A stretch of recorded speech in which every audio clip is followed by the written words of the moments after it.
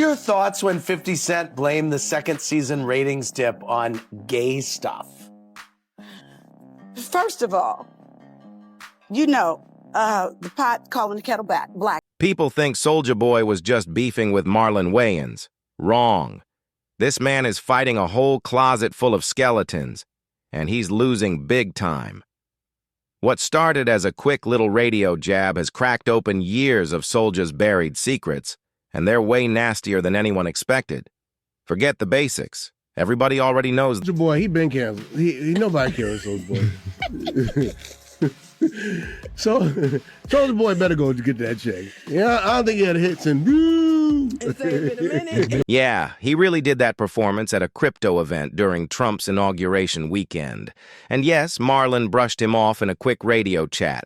But here's the real tea. What most people don't realize is why Soulja's reaction blew up so wildly. When somebody's hiding as much dirt as Big Draco, even the smallest shot feels like the whole world might find out the truth. Soulja didn't waste a second. He ran straight to X and dropped this comeback. I can't believe I'm arguing with a dude that dressed up like a white chick. What's wrong with me? But Marlon's no rookie. He's a comedy veteran, and he fired back with precision, tearing into Soulja's carefully built image.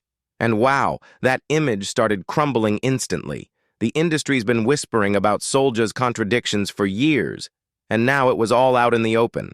Then came the bombshell. I loved it. I had some Louis, it was Louis, it was everything, and it was perfect. And he was like, take this, you white. Like he kept, like he's very like into like the race play stuff. But here's the thing, I don't know if this was really him or it was like drunk. William Debus popped up on Tasha K's podcast with what he called receipts from his alleged run-in with Soulja. He didn't just talk, he dropped scary, specific details. William described the condo layout, listed bottles from the liquor cabinet, and even pointed out tattoos that don't show in public pics. That's the kind of detail you can't just invent. And the craziest part? This wasn't the only time stories like this came out. Vivica Fox had been dropping breadcrumbs way back when she spoke about that XXL cover with Soulja Boy and 50 Cent. When people brought up 50 blaming low ratings on gay stuff, Vivica clapped back with that sly tone, basically saying, I know what these men are really doing. And trust, Vivica's no rookie in this game. She's been around long enough to see every curtain pulled back in the industry. Now line that up with Soulja's over-the-top reaction to Marlon's joke, going from calm to full-on transphobic in seconds. That's textbook projection. When someone's hiding their own insecurities, they go extra hard attacking others to cover it up. But then things got wild when Marlon unleashed that country-style diss track. The moment it dropped online, it was chaos. He rapped, Soulja Boy is on CAC and meth. I can smell it on his breath. The internet went crazy. Group chats lit up. DJs spun it in clubs. Even radio stations couldn't resist blasting it. Overnight, Marlon flipped from just being an actor clapping back to a full-on viral star, spitting bars sharper than any comedy punchline ever could. And just when it seemed like things couldn't get crazier, TMZ cameras caught him leaving a restaurant in LA. You'd think he'd cool things down, right? Nope. Marlon went savage right there on camera with the whole world watching. Were your thoughts when 50 Cent blamed the second season ratings dip on gay stuff? First of all, the pot calling the kettle. He mocked Soulja's music saying, you got songs, and I only remember one of them. Watch me, you, and be with me. Get out of here. Then he delivered the knockout line. I put you in one of the movies. That was the kill shot. But then Soulja made a massive mistake. He dragged the beef to a whole different level by taking aim at Marlon's transgender son, Kai. He sneered, that runs in the family, huh? Marlon Wayans, no wonder you like dressing up as a bop. That line crossed the line, and the backlash was instant. When Soulja sneered, it's in your blood, that's when everything officially went too far. In Hollywood and the music world, everybody knows everybody's secrets. They just keep them quiet until someone gives them a reason to spill. And by coming for Kai, Soulja basically handed Marlon the green light to unleash every hidden skeleton in his closet. And man, did they come dancing out. One of the biggest cracks in Soulja's image has always been the difference between his tough guy act and what allegedly happens when he's really put to the test. And nothing shows that better than that wild night at his mansion that ended with gunfire and a whole lot of legal smoke. Here's the scene. What was supposed to be a lit album celebration turned into something straight out of a crime series. Soulja swears masked intruders stormed in, forcing him to go full-action hero. He even said, "Get my partner safe," before things spiraled completely out of control.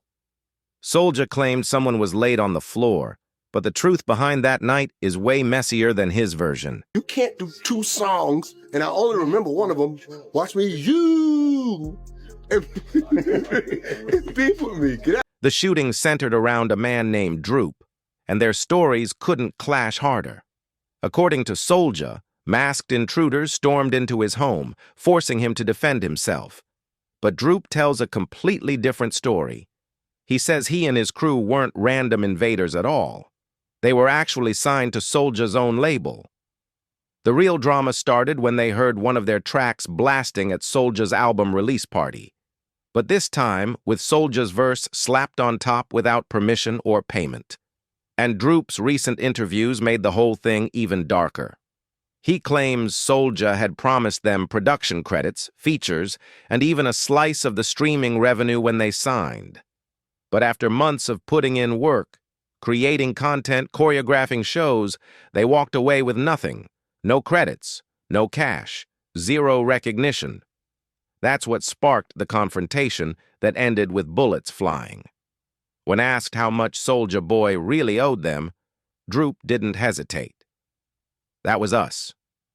That was us all day.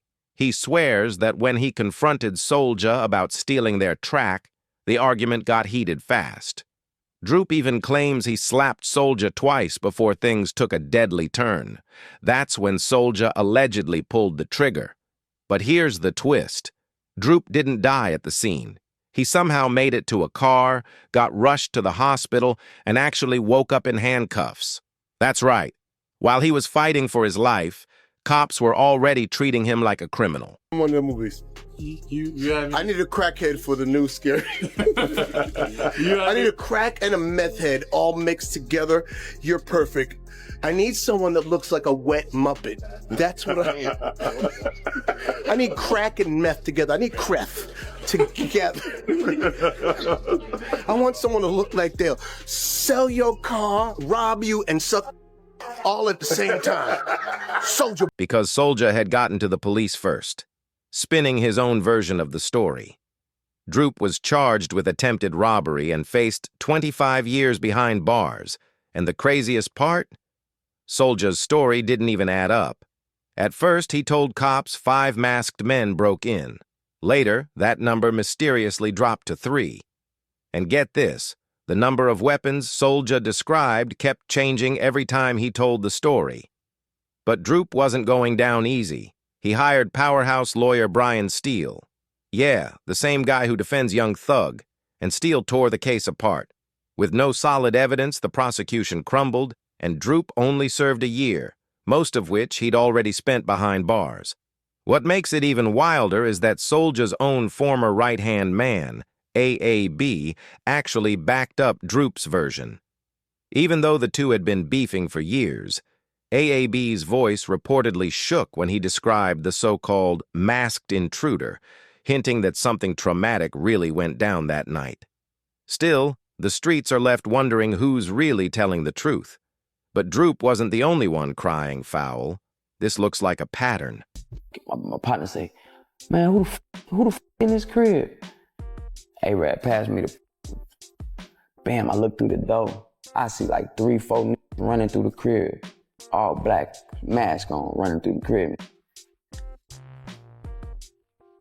One nigga run to the front door.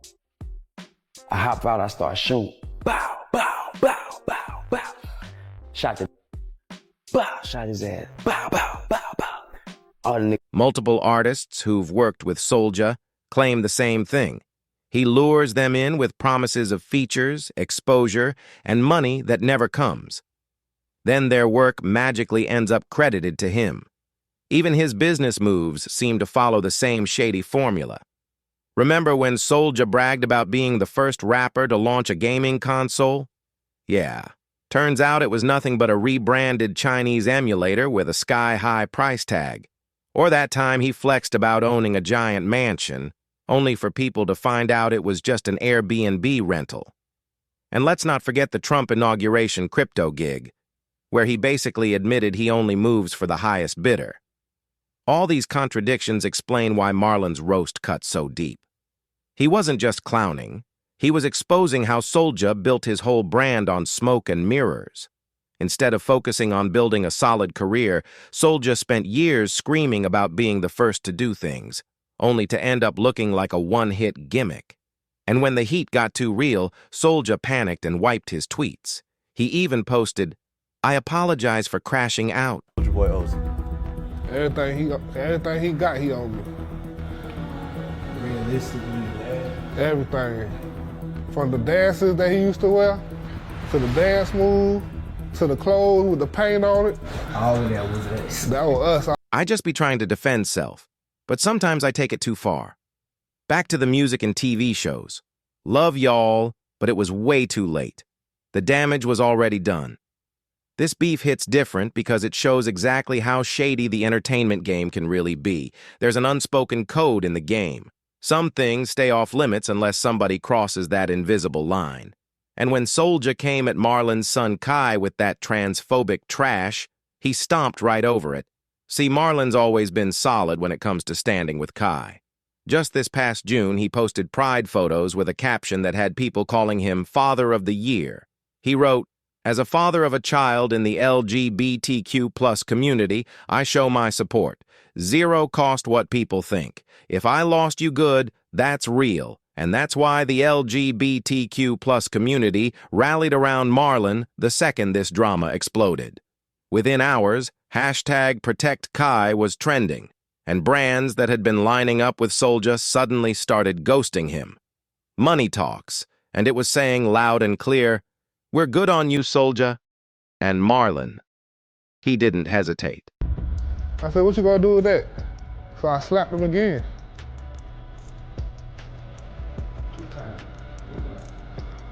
Okay. And then after you slapped him again, you let off? That's when he let off. That's when I got hit right here, in the front of my thigh. He clapped back with a line that shut it all down. If Soulja Boy had a career, he could get canceled for this type of slander. Straight body bag. Marlon didn't just clap back, he buried Soulja. He hit him with, "Luckily he ain't been relevant since 2007. Then twisted the knife with another post. "My child had top surgery and still has more chest than you." That line went nuclear, 2 million likes in just hours. That's when you know Marlon really connected with the people. And the craziest part? Watching who the industry actually stood with. Marlon built an empire in living color, white chicks, sold-out stand-up shows. His legacy is solid. Meanwhile, Soulja's still trying to stretch crank that like it's 2007, while pushing shady side hustles nobody buys into. Look at the loyalty check. A-listers lined up behind Marlon while Soulja's corner looked empty and sad. Even artists who used to collab with him suddenly caught memory loss. That silence said it all. Now we're watching the fallout live. Pay me a bag. Obama ain't never put no money in my pocket. Kamala ain't never put no money in my pocket. Trump put money. 3 major sponsors already yanked their checks, and Soulja's streaming numbers are tanking hard. Meanwhile, Marlon's out here getting honored. Inducted into the NAACP Image Awards Hall of Fame. That's a real win. Marlon's already stacking up wins, reportedly locking in major studio offers for LGBTQ+ projects, while his social media engagement is going crazy. Soulja might have been the pioneer of internet rap marketing back in the day, but in 2025, he just got cooked by someone who knows exactly how to run these new media streets. Marlon played it like a pro, First the text, then the pictures, then that country diss track. A full-on masterclass in how to shut down a beef. And here's the big takeaway. When your whole life's built on cap, you don't come for a comedy legend's kid. Especially when that legend is sitting on a vault full of industry secrets that have been brewing for years. Scoreboard check, Marlon stays winning, NAACP Hall of Fame honors, fresh studio deals, and the people riding with him strong. Soulja's closet, emptied out. And now all those skeletons are out here doing the electric slide, in broad daylight. But I want to know what you think. Who really took the crown in this beef? Drop your thoughts in the comments, smash that like button, and hit subscribe because this saga ain't over yet. Insiders are whispering that Soulja's closet still has more skeletons waiting to tumble out. And big shout out to everyone who stuck with us through this wild ride. You're the real MVPs.